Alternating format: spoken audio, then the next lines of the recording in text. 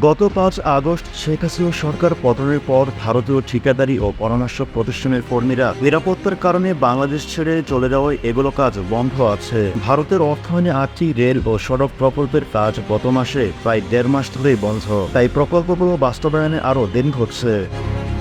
১০ September পর্যন্ত অর্থ ও বাণিজ্য উপদেষ্টা সালেহ আহমেদ বলেছিলেন, ভারতের অর্থায়নে এসব প্রকল্প দেশের জন্য গুরুত্বপূর্ণ, এগুলো চলমান থাকবে। ওই দিন উপদেষ্টার সঙ্গে দেখা করে বাংলাদেশে নিযুক্ত ভারতীয় হাই কমিশনার প্রণয় ভার্মা বলেছিলেন, ভারতীয় ঠিকাদাররা দেশে ফিরে প্রকল্পগুলো কাজ শুরু করবেন। এই ৮ প্রকল্পের মধ্যে একটি ঢাকা টঙ্গী রোডের দ্বিতীয় ও চতুর্থ লাইন এবং টঙ্গী জয়দেবপুর রোডের দ্বিতীয় লাইন নির্মাণ কাজ। এর উদ্দেশ্য ছিল অতিরিক্ত ২টি লাইন নির্মাণের মাধ্যমে রাজধানী ঢাকার সঙ্গে রেল দেশের অন্যান্য অঞ্চলের রেল নেটওয়ার্কের সক্ষমতা বৃদ্ধি করা।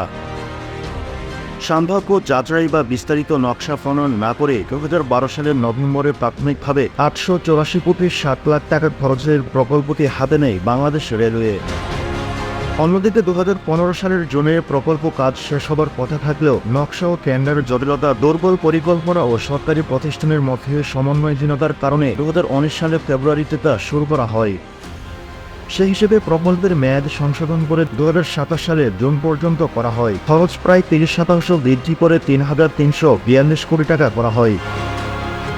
গত এপ্রিল পর্যন্ত প্রকল্পটি ৩৫% কাজ হলেও এখন নতুন করে প্রতিবন্ধকতায় পড়েছে। প্রকল্প পরিচালক নাজদিন আরা কেয়ার সম্প্রতি গণমাধ্যমকে বলেছেন, নিরাপত্তার কারণ দেখিয়ে ঠিকাদারি ও পরামর্শ প্রতিষ্ঠানের যুক্ত ৫০ জনের বেশি ভারতীয় গত ৫ আগস্টের পরে দেশ ছেড়েছেন, তাই প্রকল্পগুলোর কাজ এখন বন্ধ রয়েছে। এই পরিস্থিতিতে প্রকল্পটি বাস্তবায়নে আরও দেরি করা হচ্ছে। অন্যদিকে প্রয়োজনীয় নিরাপত্তা ব্যবস্থা চেয়ে বাংলাদেশ রেলওয়ের মাধ্যমে সংশ্লিষ্ট কর্তৃপক্ষকে চিঠি দিয়েছেন বলে জানিয়েছেন তিনি এলওসির আওতায় $7 বিলিয়ন বেশি ঋণ দেওয়ার কথা ভারতের।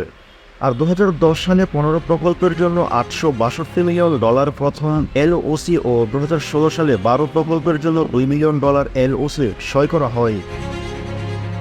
এছাড়াও ১৫ প্রকল্পের জন্য $৪.৫ বিলিয়ন তৃতীয় ঋণ চুক্তি হয়। সব মিলে ৩টি এলওসির আওতায় ৪২টি প্রকল্প আছে, যার মধ্যে ১৪টি প্রায় $৪১০ মিলিয়ন বা প্রথম দুটি ক্রেডিট চুক্তির আওতায় সামগ্রিক প্রতিশ্রুতি প্রায় ৬% খরচ করা হয়।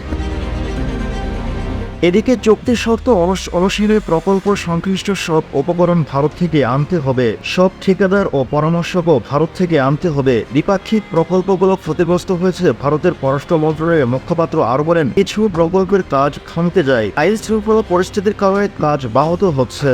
টিম টিআরসি হৃদয়ে ধারণ করে বাংলাদেশ। দ্য রিয়েল কনসালটেশন, স্বচ্ছ ভ্যাট আইনে দক্ষ ন্যায্য ভ্যাট প্রদানে।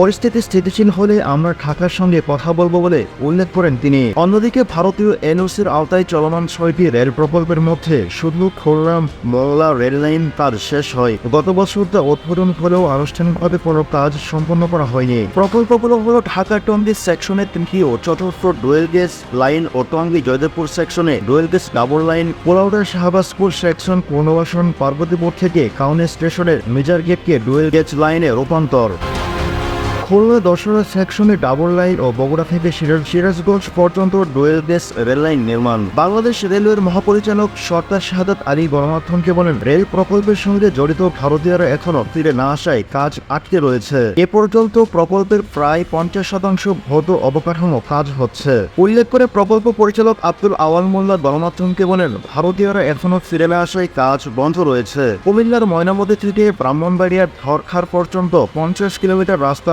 চারবেনের সম্প্রসারণে নেওয়ার পর প্রকল্পটি এখন প্রাথমিক পর্যায়ে আসছে বলে জানিয়েছেন প্রকল্পের অপর এক কর্মকর্তা।